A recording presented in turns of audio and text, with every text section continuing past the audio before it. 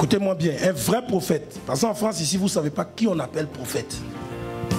Un vrai prophète, voilà sa première mission. Lui dénonce le péché.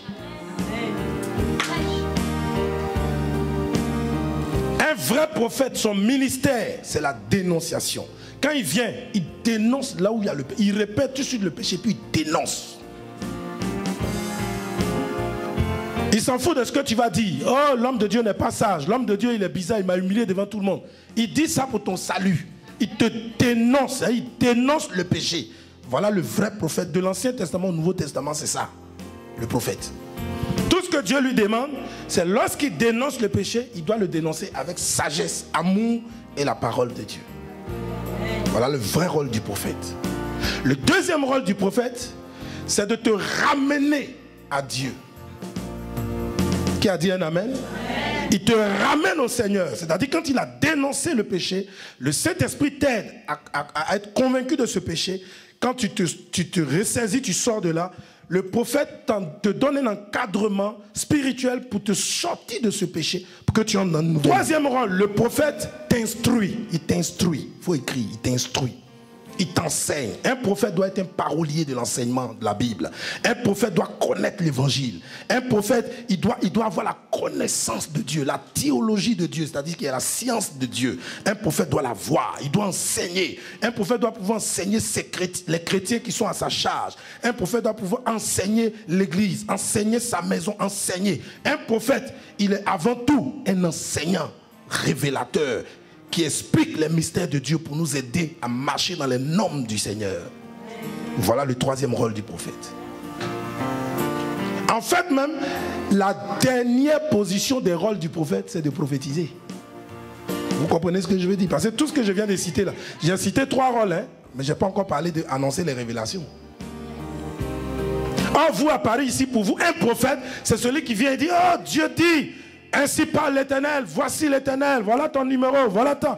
Quand Dieu te révèle, tu trembles. C'est un prophète, lui là c'est un prophète. Non, un vrai prophète c'est pas ça. Celui qui dit qu'il est prophète et quand il vient, il veut que vous sachiez qu'il est prophète tout de suite par les prophéties, c'est un escroc. C'est un escroc. Sinon un vrai prophète quand il vient, il pose les fondements d'abord. Voilà, dis amen avec moi. Il pose d'abord les fondements. Quand les fondements sont posés, il continue son chemin. Là, il peut maintenant prophétiser. C'est ce que Jésus a fait en face de la femme samaritaine. Il était assis vers le puits. Et la femme était en train de puiser l'eau. Et il a dit à la femme, il y a eu conversation entre les deux. Il a dénoncé la vie de la femme d'abord. Pas devant tout le monde, mais de lui à la femme. Il lui a dit, toi là, l'homme avec qui tu vis, ce n'est pas ton mari. Elle dit, mais comment tu sais ça? Et il dit, mais parlons pas de celui-là même. Ça, c'est le 5e. Il y en a eu 1, 2, 3, 4. Voilà le 5e. Il connaît ma vie. Donc, elle a commencé tu vois, Jésus-Christ a su lui parler. Et il lui a dit, si tu savais qui te parlait, c'est-à-dire que tu allais chercher même à lui demander de l'eau à boire.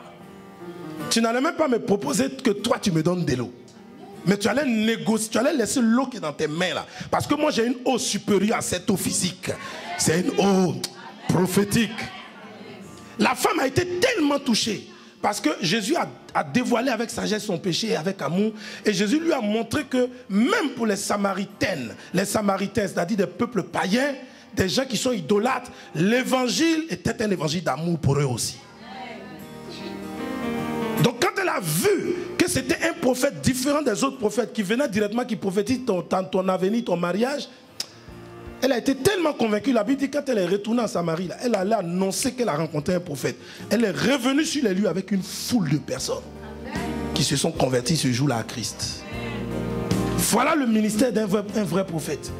Un vrai prophète, là, il ne cherche pas d'abord à ce qu'il vienne faire des miracles dans vos vies. Non.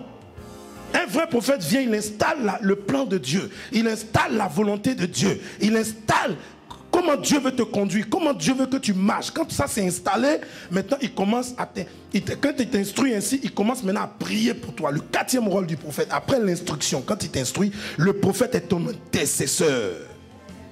Qui a dit un amen? Le prophète est celui qui intercède pour toi, qui prie pour toi. Le prophète est celui qui veille. Il est le veilleur. Il a connaissance de ce qui est caché, le prophète. Le prophète a connaissance de ce qui est mystère. Lorsque le mystère n'a plus de secret pour lui, il vient et il te dit, il a une façon de te donner les révélations. Il ne te donne pas les révélations par orgueil. Il ne te dira pas, dis prophète et j'annonce. Parce que les prophètes de maintenant, ils disent, dis prophète et j'annonce. Mais le prophète te dira, Dieu m'a dit. Le ainsi parle l'Éternel. Pas le ainsi parle l'Éternel que les gens ont défiguré. Mais il te dira le ainsi parle de l'Éternel de la Bible. Et le prophète, quand il prophétise, il rentre dans une forme d'humilité, dans une forme de brisement. On ne doit plus le voir. C'est-à-dire, il prophétise pendant qu'il est en train de te donner le message de Dieu qui était caché à ta vie et qui parle de ton présent, de ton avenir, tout ça, pour comment Dieu va te bénir. Le prophète diminue dans ce qu'il dit et il fait grandir Dieu, il positionne Dieu, il met Dieu en hauteur, il met Dieu en élévation. De sorte que quand la prophétie est finie d'être donnée là, toi tu oublies même qui a prophétisé, mais tu te rappelles de qui a donné la prophétie, qui est Dieu.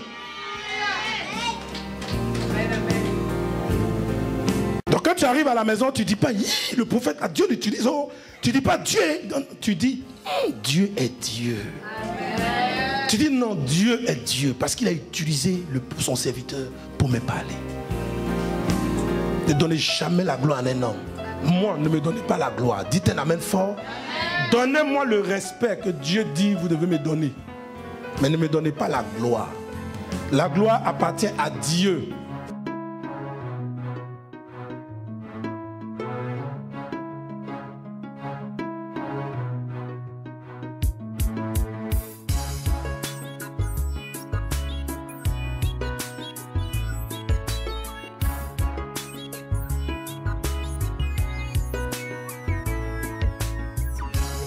Tu m'as plus belle histoire, tu m'as fait sortir.